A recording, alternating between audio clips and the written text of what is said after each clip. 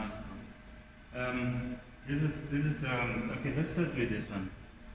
This is our mounting machine. What we do here when we want to, this is what we do here. We take whether it's a metal, a rock or something, then we mount it for polishing. So we first start from this machine and we come to the polishing. It doesn't really matter how much you put, but all you want is just for them to fit here when we are coming to polish. So what happened here, there are two steps. It's grinding and then polishing. So we have different types of grits. We start from the bigger one, which is 360, going down to 2500. And after grinding, then we go to polishing. So these are polishing pads. So you just change, we use water, and then, but for polishing, we have different diamonds. So I think, okay, here you can change your speed, you can change the time, the holding time, and so on. There's an option for us to do it manually and automated. So this is when you are polishing. So when you are polishing, you can put our suspension, diamond suspension, in here, and then we just set it up so we can do it automatic. Or otherwise we will just be spraying.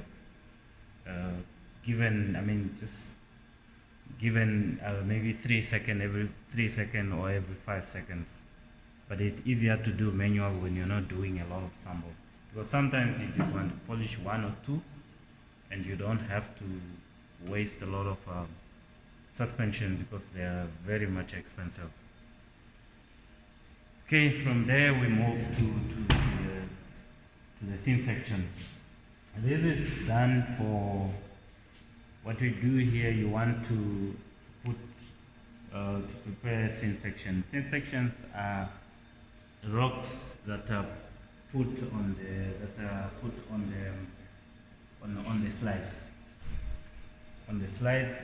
So what we do, we prepare them here. We're just coming to cut them off. So you put it on here. It's held by vacuum, and then this is how we cut when it's put here, and then we cut. Okay, for safety reasons, this has to be like that. So this is a water based, so there should be water running, and then that's we cut just to control, to cool and also control the dust. After cutting here, because here we just cut until it's enough, then we come to grind on this. This reduces the type of I think I will show you, or let me just get it.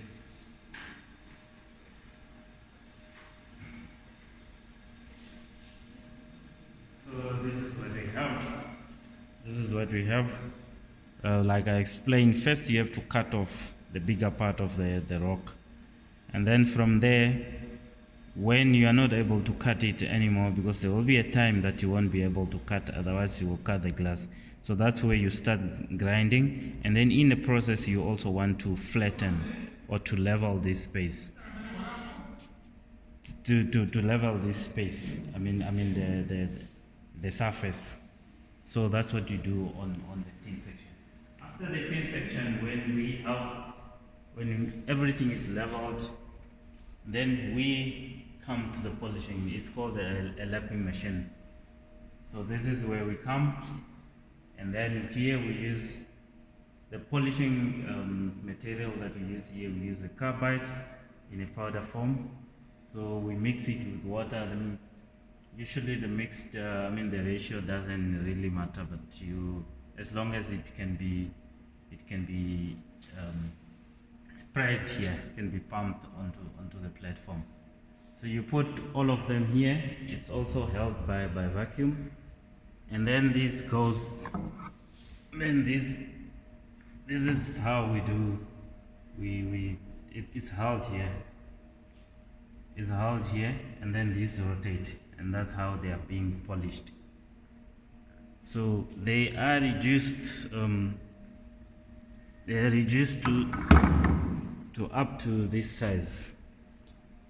So something, I mean, it has to be reduced so that if you use a microscope, because from here you're going to the microscope, the light should be able to go through, but the integrity of the sample is held. That's why we press, when you use, we use the glue to press it in the glass.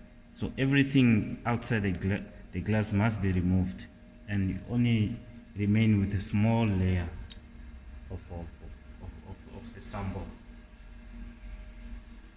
So this is what it does. Like I explained, this is a lapping machine. This is a pump, because it has to suck for the slides to be held on there. Okay, so I mean, we can come back to this one. This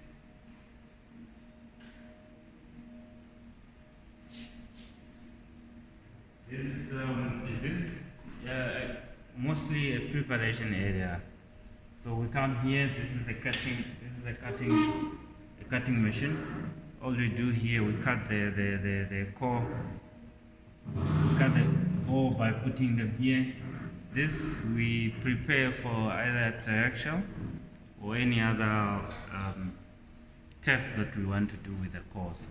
So cutting from here, then we have to go to the machine there, a grinding machine there, for leveling and then polishing also, so that when you go to the triaxial, it's flat and the force is not going to be uneven when applied.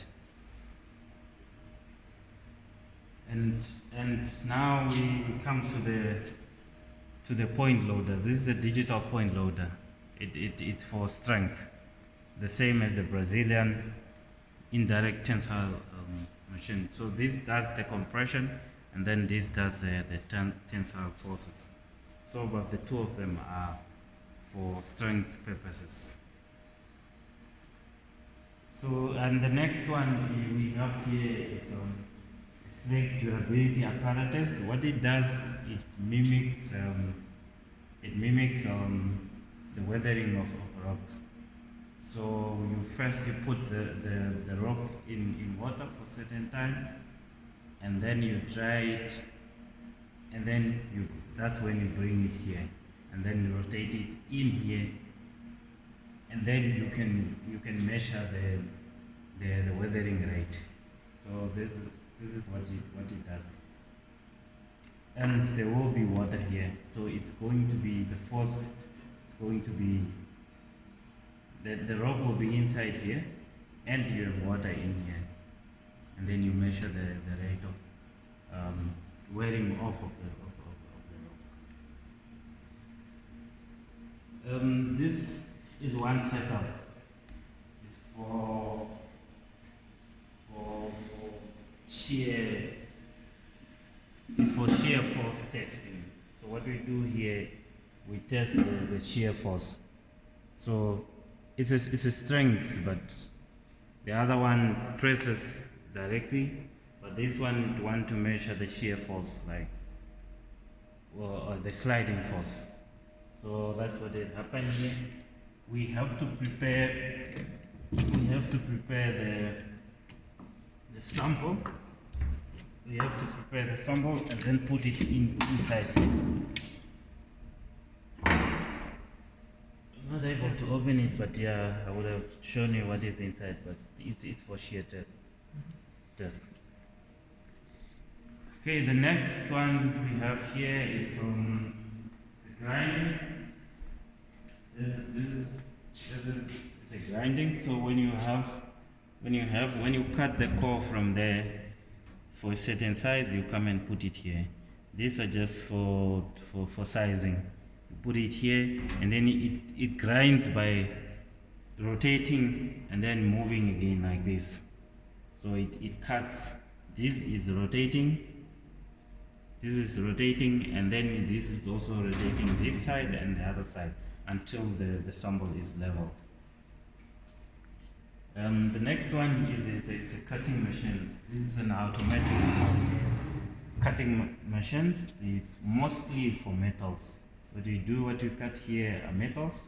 The rock we do there, but this is for metals. So it's a very, very accurate cutting apparatus, and can be automated, or you can do the manual. This one is our 48, in case you want to move things around here or for delivery. We usually keep it here in case you don't have to go to keep it to the transport.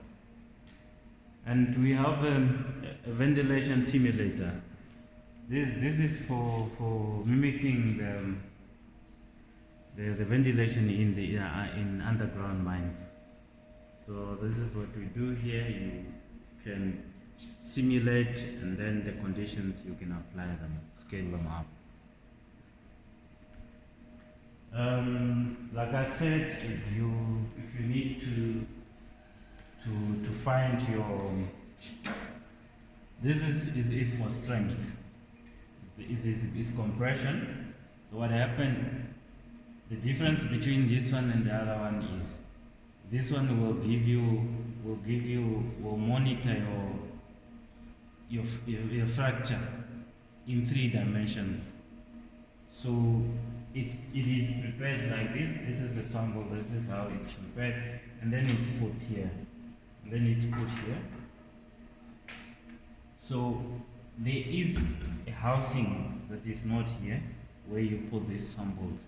So when it's breaking, when it's failing, the force is being applied from top, bottom, and then on the sides. So when it's breaking, you can tell how much was the force at that particular instant. So this is the good part of, the difference from this and the other, the point loader. So this is what we have. It can do different types of samples. You can also do this one, all you want, and then you have the cutting machines here. This is for cutting, mostly for, it can cut core rocks, but we hardly use it because it's a bit difficult compared to the other one that I showed you. And then this helps us by preparing, if you want a core, to drill a core through the rock. This is what we use. We are expecting another one coming. It's only that it's taking a bit longer. The problem with this one, this is too small. It's not compatible with our test on this one. That's why we decided to purchase another one. Then we can move on to the next one.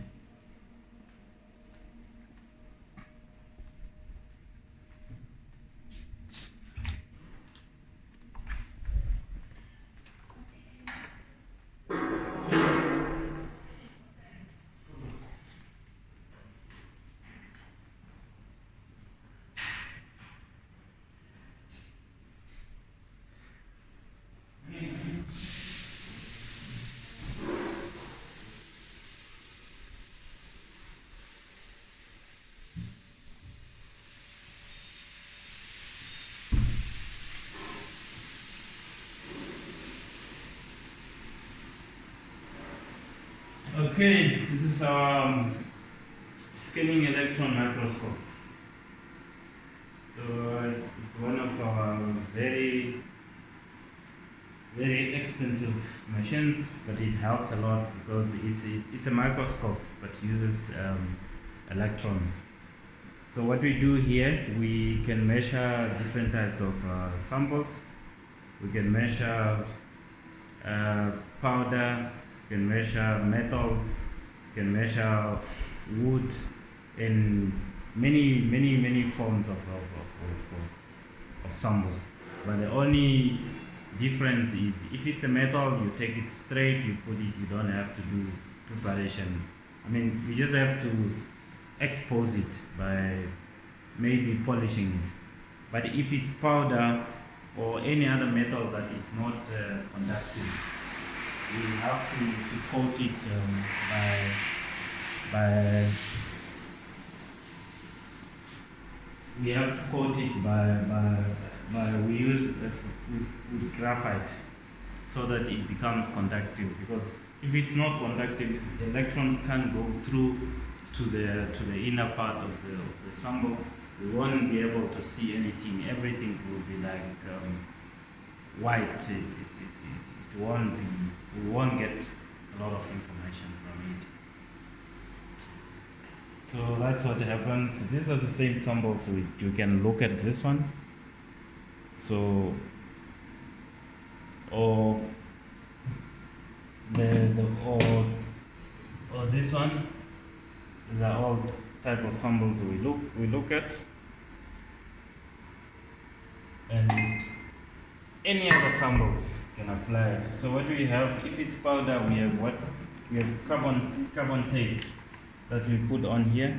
Then we put the powder, we coat it, and then we put it under the microscope.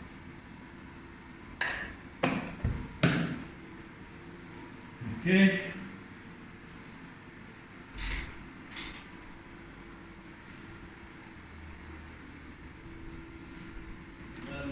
Maybe you can just take a picture here. This is our wet chemistry area.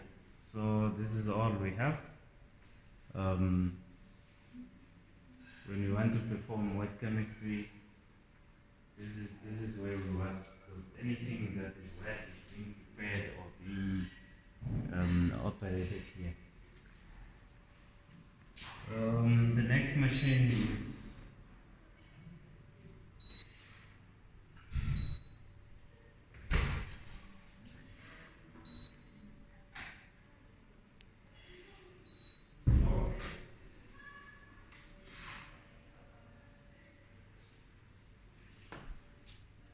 the next machine we have here is our atomic absorption spectrophotometer. What do you do here? This is an elemental analyzer.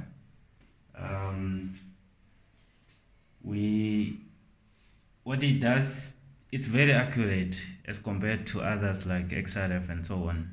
So what it does, it uses lamps specifically for each element that you want.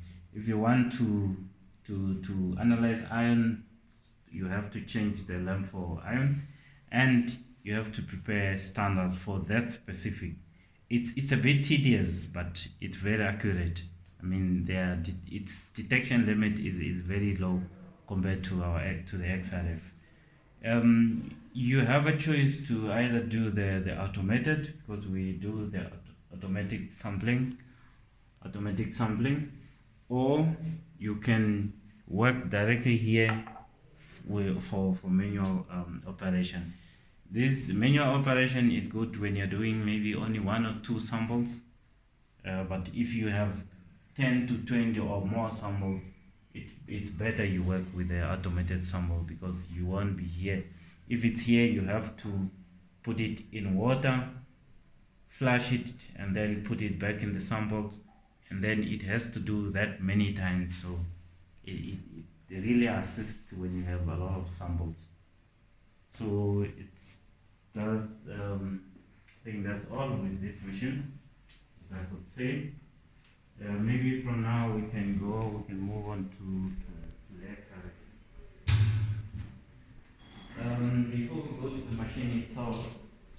Before we go to the machine itself, this is our preparation area for XRF.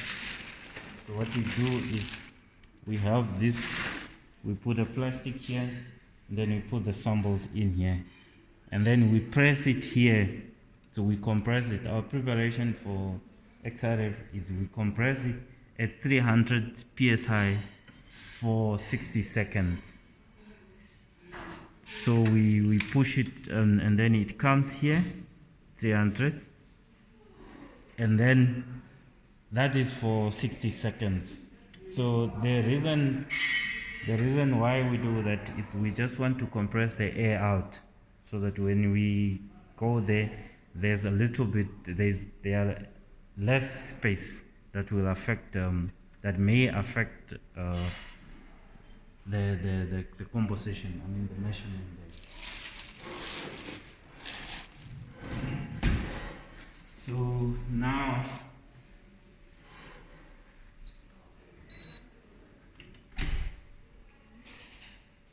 we have two different types of XRF. Two different types of XRF. But one, a handheld. The first one is a handheld, and then we have a benchtop. This is our benchtop XRF.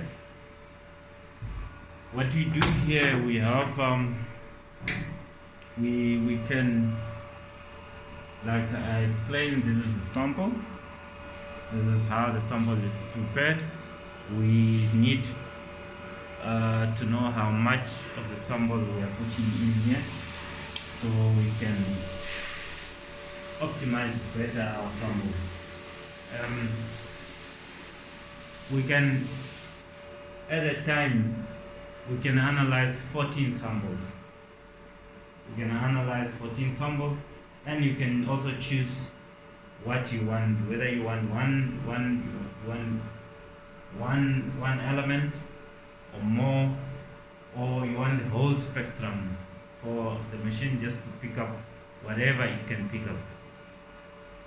So the more you analyze, the more elements you're analyzing, the more time it takes. But on average, it takes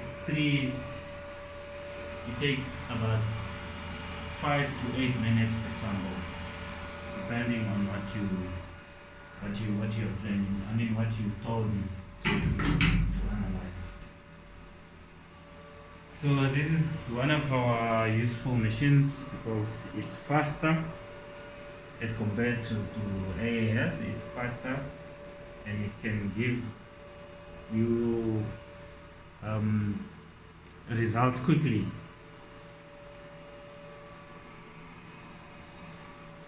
The next machine we have in this, maybe we can just cover it,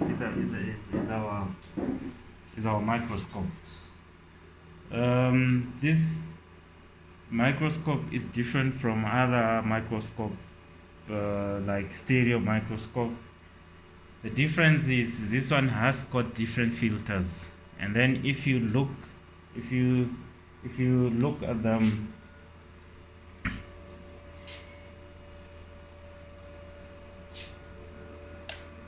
if you look at the sample under the microscope, you can tell the different, I mean, you can tell different mineralogy within that prepared samples by giving different colors, giving different colors to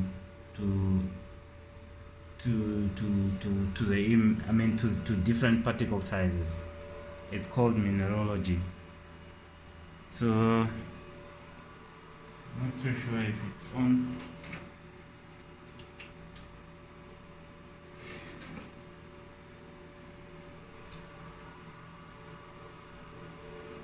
Maybe I'll be able to show you.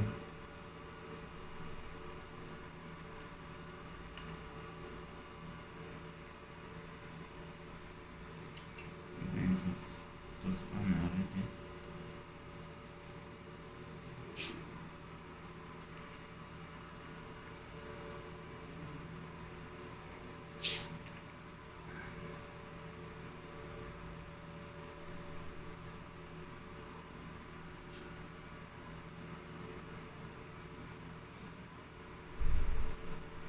So I think we will be able to see it better here.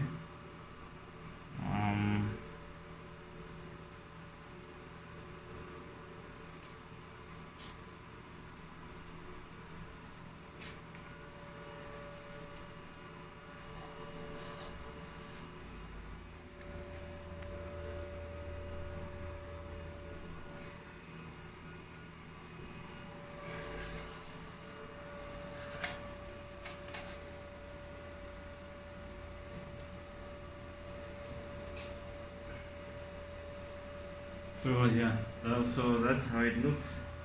It gives you, for every different particle or mineral that is within that rock, it gives a different color. So you see the, the, the deep color should be for one mineral. In this case, I don't know what this symbol is, but yeah, and they are different. We can use different filters. And use different filters to get a better view of what is within the rock. So that's the function of this one.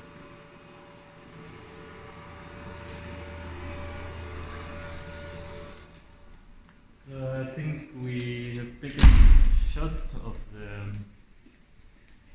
working area, the wet chemistry working area. This one is a master sizer. What it does a PSD, particle size analysis, particle size distribution. So we only use it for finer particles. For finer particles, otherwise the rest we use the sieve analysis. But it's very good, so you get very accurate PSD.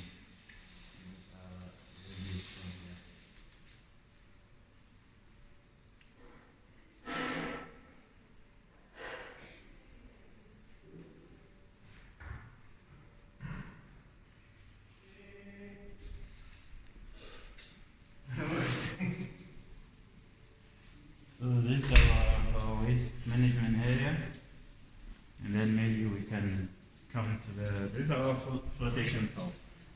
We have two different types of them. We have this one, and we have the other one in the other corner. I'll show you when we get there. So this is the mostly used flotation salt. If we get enough sample from here, we can take it up for cleaning on the column flotation salt. So, but the issue here is for you to use this one, you need at least 25 kgs of floated sample, for you to clean up here. It's more of industrial than the lab the lab equipment.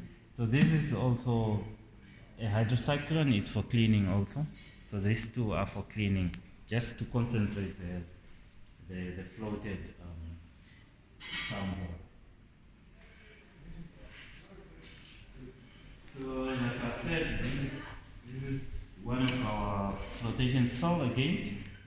This is one of our flotation salt. And then if you look in the corner here, we have other two flotation salts. Flotation machines. These are a bit old, but yeah, they work. This is oven. We have 3 different types of oven. The drying oven. And then we have 2 furnaces here for drying or for heating.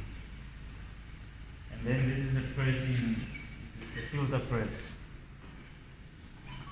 This is for separating, for dewatering. Depending on how much sample we have, if it's a lot of sample, you won't be able to do that with our simple paper filtration. And then that brings us to one of our expensive mill. This is a ball mill. I will show you the other one, but this ball mill is very expensive. It's a very expensive piece of equipment, but the difference between conventional ball mill and this one is this you can monitor your parameters while grinding. So you can monitor the pH of the slurry, you can monitor the EH of the slurry, and also can be automated. So that is the difference. We have 3 of them in Africa, 2 of them in SA, and this is the 3rd one. If you see the written number 18 there, this was the latest to be produced. There are 18 machines worldwide. Ours was the latest to be produced. Yeah. So the next one, we ended the question a little bit messy, but this is what we This is for size reduction. So what happened here? If the rocks are a bit bigger, we have to crush them to around 2.5 or to below 2.5 millimeter.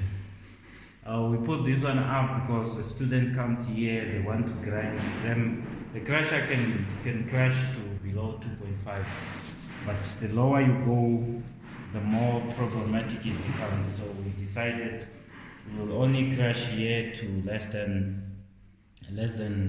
2.5 millimeter of a sample. So from here we either go to the hammer mill to further reduce the size, and then to around below a millimeter, or maybe below 850 micron. From there we come, if we have a bigger sample, we come to the ball mill. This takes up a lot of sample. So if you have a bigger sample, maybe from 500 grams going up, you can use this one. But if it's a smaller sample, we can use our disc mill. This is meant for smaller samples. So what it means is it grinds by rotation, and you can only work maybe with less than 10 or 15 grams of a sample, depending on the density of the sample. It can reduce the sample to below 75 to minus 75 micron. Yeah, having that said, we have our splitting sample preparation. We have our rifles. So we start with the rifles. Maybe I'll show you other guys that are working outside. We have our rifle splitting, and then we come to rotary splitting, and then to tiny one if you want. This is also a splitter. We come to this one. This takes, if you want very small samples, that's when we come. But most of the time we use the other splitter. So maybe we can see, okay, this is our sieve shaker. This is our sieve shaker machine. So what we do, we put here, we shake for maybe 10 minutes or less or more to that. Maybe you can take a shot of guys working here. Guys, good morning. How are you? I just want to take a little bit of shot to include you in this video. So maybe you can take a video how they're working. Yeah, they're splitting. So they started with they should have started with cone and quartering.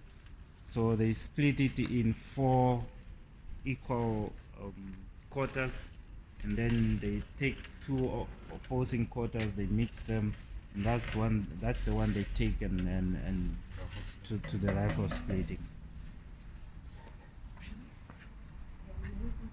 Are you guys done splitting? So I'm splitting again. Yeah, you can take it.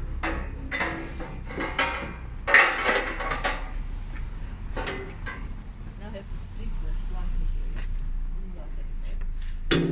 Just 1 minute. Let's get it closer.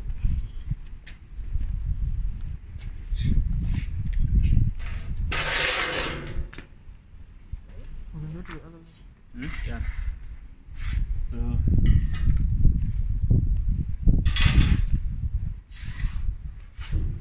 okay, I think now you can proceed to the last level.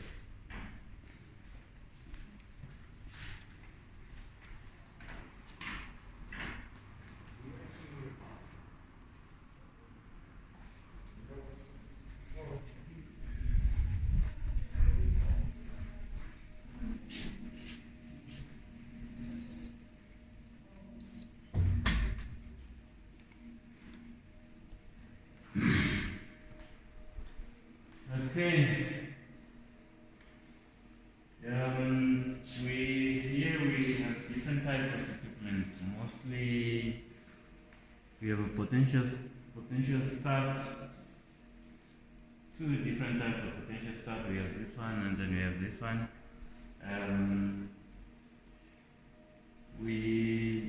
This is usually prof that uses it, and it's actually just measuring the potential differences. Last project we had here was to check the integrity of the ion pipes by applying current, and that difference tells you if there is indeed corrosion taking place under the paint. And this is our stereo microscope. What it does, this one only looks on the surface. It's also connected, it also has the software, so you can get images. It has a camera, and you can get images and save them. This we have two test rigs. It is for leaching. This is a test leaching test rig. So haven't been used for quite a while, but it works. I think Mr. Sililo is planning to come use them very soon. So these computers here, we use them for Camry, we use them for test rig, and then also for microscope. So it serves. I think this is one of our students' work. It's only that now they are gone for holidays. This is a rheometer. This is a rheometer. What it measures, it measures the viscosity for slurries. It's an equipment very useful for especially for chemical related practicals. So, and after that we have a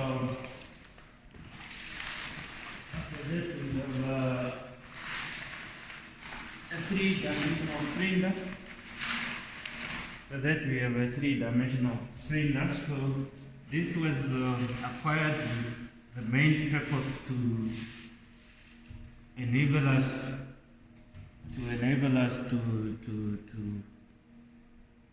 to print mining models.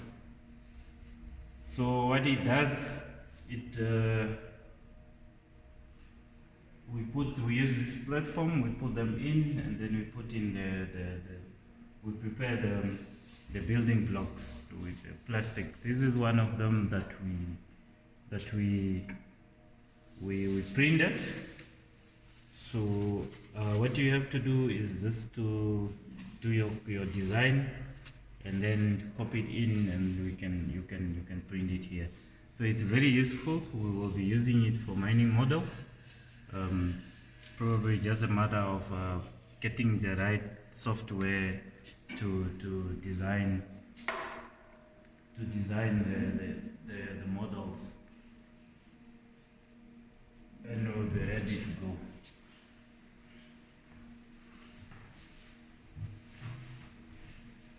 Okay, after this we have two different types of hardness tester. This is a micro hardness tester, and the other one is a macro. The only difference here is this is for small samples, and then you can do bigger samples on the other one. So this uses a diamond. It uses a diamond pin to measure the hardness of metals. This is mostly for metals, because if we are to measure other things, it can do others that are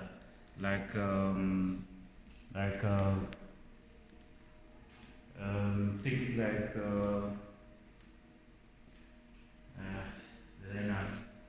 so the only difference is this one is bigger samples, so you can have a big sample and then place it here. This reduces. There we can't have a bigger one, but here we can put bigger samples by just reducing the difference here. But they work on the same principle. The working principles here are the same. So what you can do here, we can do Brunel, we can do Vickers, and yeah. What you can, the good thing is also you can do Vickers and then you can convert to Brunel and you can do the interconversion. I think that brings our tour to the end. And maybe the last one, this one is a viscometer. This one is a viscometer.